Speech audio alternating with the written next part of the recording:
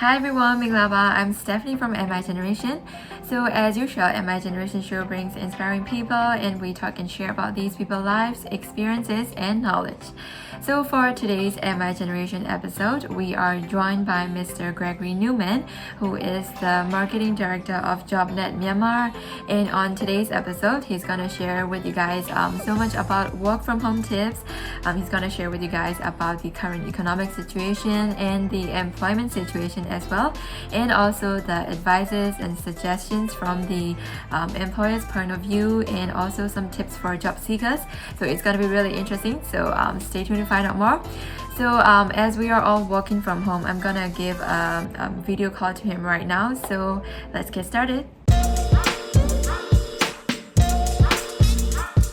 Welcome to My Generation Show, and we're gonna ask you today more about the work environment these days, especially these lockdown and the employment situation. So, as a marketing director, I'm sure you have lots of advices and suggestions to share to our audience.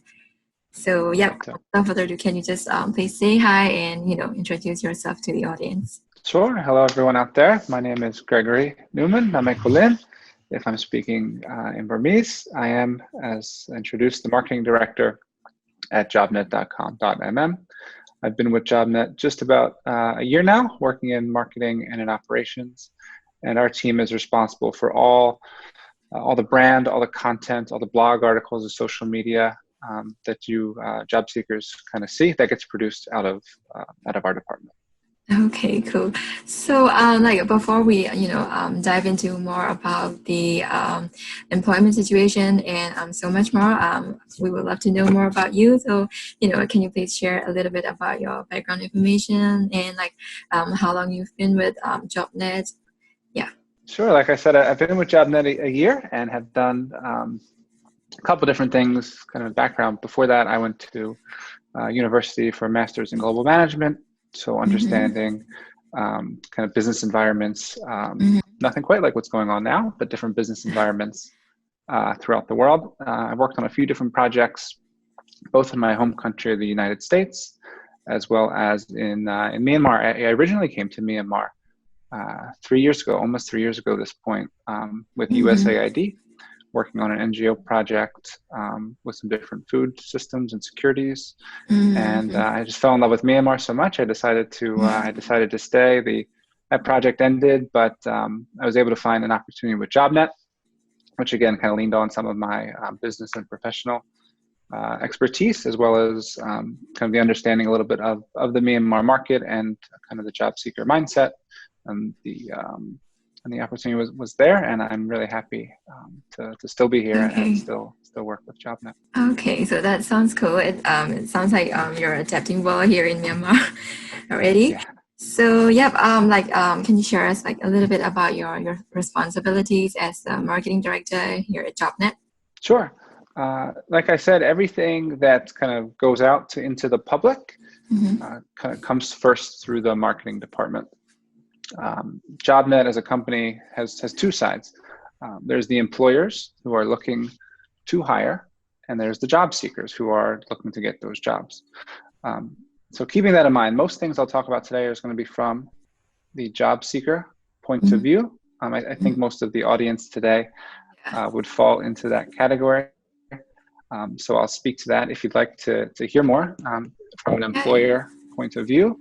Or if there are employers listening to this interview that want to know how to hire some job seekers, of course, reach out to JobNet. But for the job seeker, everything that they see. So we do semi-weekly, twice a week, articles about improving your CV, your online portfolio, how to prepare for an interview, how to write letters of recommendation, just kind of everything. If I'm a job seeker, what would I want to hear is kind of what we think from the content point of view, and produce articles and produce tips like that. There's also different events. Some people might have been to Job Nation recently. So we usually put on those, health permitting, of course, in Yangon, Mandalay, and Singapore as well, to kind of come together for the job seekers to meet the employers, and that's run out of the marketing department as well. A couple times a year, we do the Myanmar, a couple times, once every year, we do the Myanmar Employer Awards. So if a job seeker is looking to understand who is the best of the best and which employers really put themselves forward and do some really good programming, who offers great learning and development, who uses technology in HR, some different platforms like that. Our employers kind of come together and put forth their best effort, and JobNet through the MEA platform recognizes that, and we give job seekers the opportunity to kind of know and understand who those employers who are really excelling do. Some other responsibilities out of the marketing department, of course, all branding, all graphics that you see through the JobNet platform, any of the CVs that a job seeker, when they key in all their information and the JobNet creates their CV for them, that kind of comes through us. Any questions that come in for job seekers, Facebook, LinkedIn, help me find a job. What do I do? How do I do this? That's handled in our department as well. So we cover a lot, and we enjoy what we do here. Yeah, that's really interesting. So like I would love to know more about the current situation. So we've all been working from home these days. So I'm sure you are as well.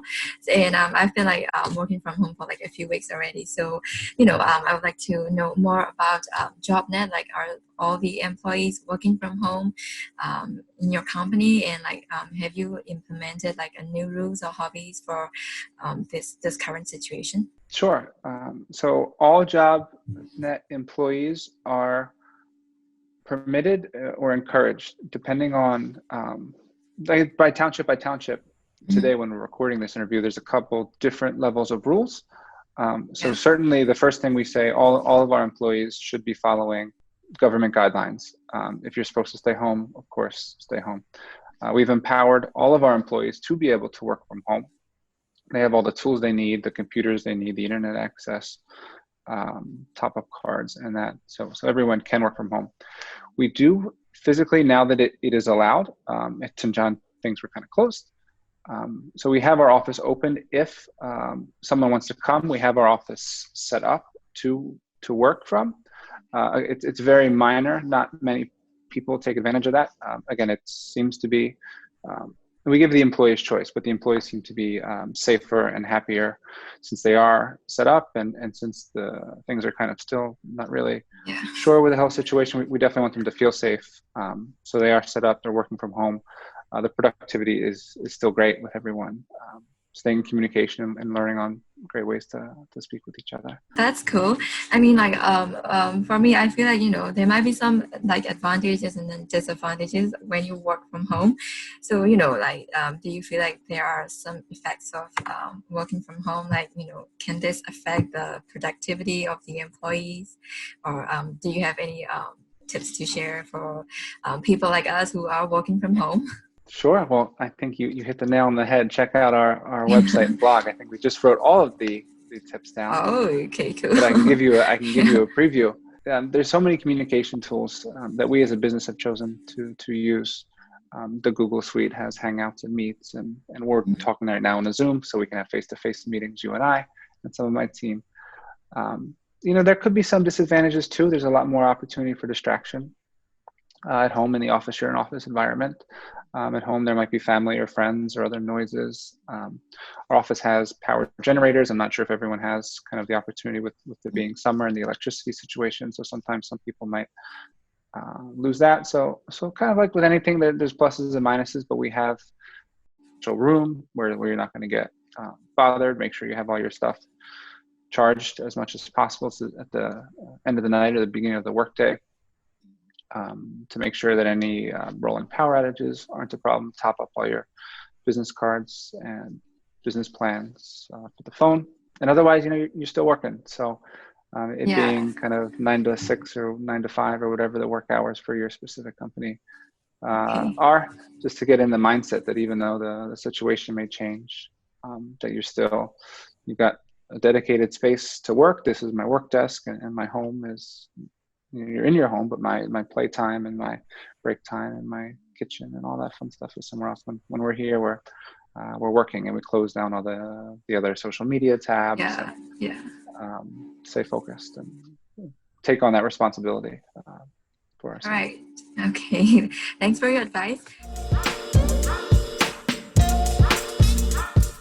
So let's move on to the current employment situation. So I feel like this is quite a very tough and challenging time for every businesses and especially for every employers and employees as well.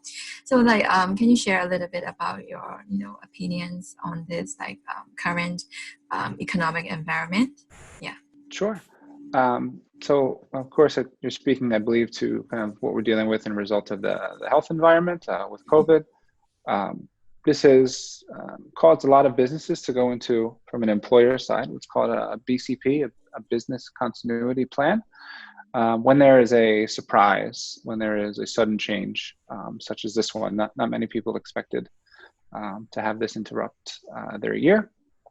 Businesses start to have a plan. What does costs look like? What do procedures look like? And a lot of times, from the job seeker side, which is your question, that means kind of hiring slows down. So it's not that the process stops, but it might take longer to onboard. It might take more time to go through the interview process, the pre-screener, just so the HR department and the companies can kind of get their head around what's going on internally. Where are their people? Is everyone still working safely? Can they, for your last question, can they work from home safely? And those are things that HR departments, human resources departments have to worry about. And if they're strictly hiring, they're not able to maintain or watch after their current staff, who are also important, certainly very important people to the success of an organization. So the hiring situation is definitely slowed. I wouldn't say it stopped. So there's still opportunities for job seekers who are looking for jobs out there. It might not be the ideal job. So one of the suggestions we're offering to job seekers is understanding it's difficult for everyone. If it's difficult for you, it's certainly difficult for companies. They might not have hiring all the positions they want to right now. Might be on a hiring freeze, might have to put pause on hiring. So as companies are trying to be flexible and put their continuity plan going forward, what is as a job seeker, as a person with a career, what is my continuity plan? How am I going forward? To that we encourage some adaptability, some flexibility. Maybe the perfect job or the exact title or level or salary might be on offer, to understand that there's something out there for you, and if your end goal is here, it might not be a straight line, but some way or another we can certainly get to where we want to be in our career, with some ingenuity, being creative on that path. Yeah, sure. So I want to move on to the employer's perspective. So, from the employer's perspective, do you think that like businesses especially here in Myanmar are, hiring more, but you see that, it hasn't stopped, but it's still working on. So, they might be still hiring as well. So if they are, so what kind of industries are hiring more these days? Yeah, like people, how should they, what kind of industry should they focus on when they are searching for jobs? Sure. So they're still hiring again. It might have slowed, or they might have focused on different roles. The industries I mentioned previously, health and medical, nursing, pharmaceutical, is certainly ramping up. There's a lot in terms of kind of logistics and if people aren't leaving their home but still need some sort of delivery, if they need product, if they need food delivery, kind of all the logistics around that, transportation, distribution type jobs are hiring rapidly. Okay. Yeah, I would say those are kind of the keys. And of course, they're all on the JobNet website if anyone wants to get a kind of live update on kind of what's exactly out there. That's cool. By role and by function. Certainly check out Yeah. jobnet.com.mm. Yeah, all right. So, for example, like, okay, they got hired, like they were called up for an interview, but definitely it's gonna be a virtual interview. So, any tips for interview process and follow-up tips for their jobs? Yeah. Sure. So another great blog article we released within the last 2 weeks. So definitely check that out. Um, to treat the virtual interview, just the same as you would an in-person interview would be the best one piece of advice I can give. Yeah. Prepare for it, dress for it, keep yourself kind of well groomed and well manicured, well prepared. Study up. Nothing will change from the interviewers, from the person asking the questions, point of view. So hopefully you could, as the job seeker, as the interviewee, you can stay in the mindset that nothing will change as well. Make sure you have everything kind of laid out in front of you. If you need your CV, if you need your portfolio, if you need a glass of water like I could use right now, kind of everything there for you. Dress professionally and keep making eye contact. And then the follow up again, I think you asked about, would be kind of the exact same. Usually the rules that we try to follow or suggest would be with a personal follow up, get their contact information, which you should have. If you set up the virtual interview, you should have at least an email address. So you'll be able to send a personal thank you message, address that person by name.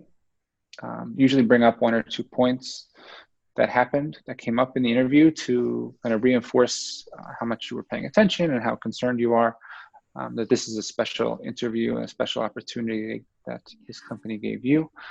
I really liked when we talked about whatever part of the interview, I really liked, Stephanie, when you asked me about what job seekers are doing. Thank you so much, and look forward to hearing back from you professionally, short and sweet, within probably 24, at most 48 hours from the interview. That's cool.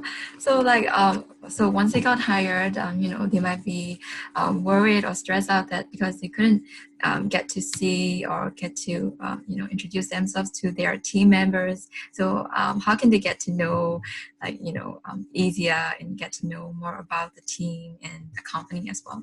Just like this, a lot of companies we're seeing encourage, JobNet included, encourage kind of virtual hangouts or meetings or webinars, especially for companies that are onboarding now in this time of the crisis. The companies that are onboarding now, we see are usually pretty good. They understand that they're onboarding during a difficult time, and their HR departments have been really great, putting in that extra effort, making sure someone feels welcome. If the company is willing to bring you on, they definitely want you. So they want you to be a part of the team, no matter what time, and especially now at this time. So I would encourage anyone newly hired into a role to be as open and kind of vocal and, hey team, I'm here, I'm new, I'd love to set up a chat with you, my associate, my boss, try to network for mentors throughout the organization where there are people kind of at home and are able to connect, kind of just as you would in person. You can do it, digitally, text, email, set up these video calls are even better to get to know one another. And HR departments, again, that are willing to onboard in this process. And if you've been onboarded, they understand that there's a challenge, and I'm sure they'd be okay with you leaning on them and asking if everything's okay, if I can do anything more to be supportive of the new business. Sure. Okay. So they can do the virtual video calls and like get to know their team members. So that's cool. So as JobNet, I would like to know, as you are the marketing director of JobNet, so can you say that JobNet website is going to be really effective and useful for the job seekers during this pandemic? Like, how can it be really helpful? Yeah. Sure. I think that's one of the best, if not the best places to stay alert as the pandemic evolves, and we don't know what tomorrow will bring.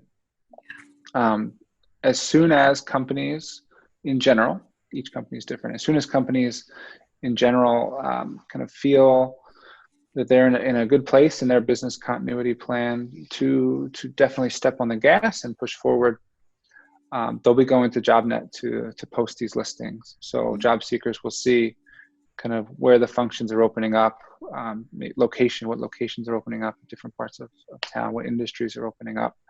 So before that happens, so today, making sure that your JobNet job seeker digital CV is kind of fully up to date. Take this time while if hiring is slow to brush up your resume, put all your credentials in, all your contact information, all your portfolio if you've worked on anything recently or in a previous job, so that these companies who now today are they're building their talent pipeline, we call it. So even though they're not hiring, they're planning and they're looking on JobNet right now and they're saying, if I was able to, or tomorrow when I can hire a person who's an engineer, let's check JobNet and see who's got all the engineering background and qualifications that I want. So we really encourage the job seekers today to certainly make their profile 100% or as much as fully complete as possible. And then kind of sign up or pick the alerts that are pertinent to you. JobNet system does a good job kind of automatically doing that. But if you're looking to do a career change or kind of like I'm saying, if we're being adaptable and want to explore maybe different career avenues, you can kind of set your JobNet portfolio up to get alerted about jobs in your area when they come live. That's very nice. So I'm sure it's going to be really helpful for the job seekers as well. And like speaking of hiring a job, so how do you think, especially in Myanmar, which is more challenging, like hiring a job or seeking a job? As much of a challenge as we make it. I think it's maybe just for me coming as an expat, it's different. There are different qualifications or characteristics that I see that is different kind of from my home country.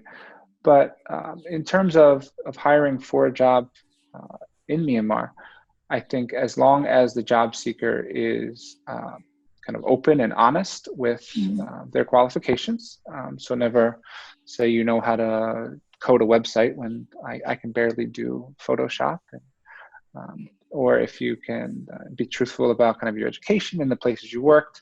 All companies do background checks or employment reference checks to make it sound less serious. Just make sure you are who you are and the person that you're being, the candidate you are putting yourself forward to is an honest representation of yourself. I think job seekers will have kind of plenty of opportunities, growing opportunities, especially coming out of the pandemic to start their career. Or it might be a couple weeks or months delayed. This time allows us to reset, and we'll be able to get the hiring going, hopefully sooner rather than later. Yeah, hopefully. All right. So this is the last question. So any piece of advice or suggestion you would like to add up? Yeah. Definitely get on the jobnet.com.mm website. That's where the jobs will be. So you as the job seeker will see kind of in real time as the jobs. There's a couple thousand right now, and it'll be even more as things open up. Get your profile finished together, up to date. Again, companies are looking, even though they might not be hiring, they are looking of who they want to have, who they want to ask, who they want to talk about. So if you're looking for kind of being scouted, being picked for a job, you want to make sure you're putting your best foot forward. You can certainly use this time to brush up on your skills, your qualifications. There are a ton of great resources out there. I don't think we have time to name them all, where you could look for extra certifications, look for extra skills, try to learn how to code that website that I said I don't know how to do, to make yourself more of an attractive, well-rounded candidate, and to stay positive. That would be probably the biggest and final piece of advice, that things will get better. This too shall pass. I know it is tough. It's tough for all of us. It's tough for our company. It's tough for tons of companies out there, and it's certainly tough if you're in a position where you're actively looking for a job. People want to hire positive people who will bring good energy, good spirit.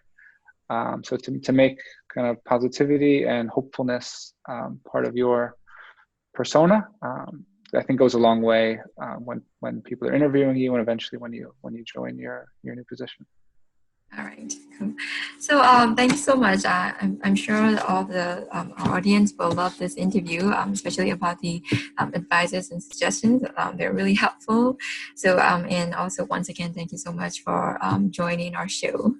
Yeah. My pleasure. Please reach out to jobnet.com.mm. You've got our Facebook and LinkedIn. If you have any questions, career advice, ideas, feel free to reach out. Someone will get back to you. And we encourage everyone to, again, stay positive and keep a great outlook, and best wishes to everyone. Thank Best you. health. Yeah. Thank you so much. Yeah, thank you so much. All right, so I'm gonna end our call here. So yeah, bye, Okay. and have a nice day. Take care. Bye. Thanks. Okay, bye. Alright guys, that's all for our today's MI Generation interview, and hope you guys enjoyed this episode. So I'll be back again next week with inspiring people and interesting topics. So stay tuned, and I'll see you guys again next week. Bye bye.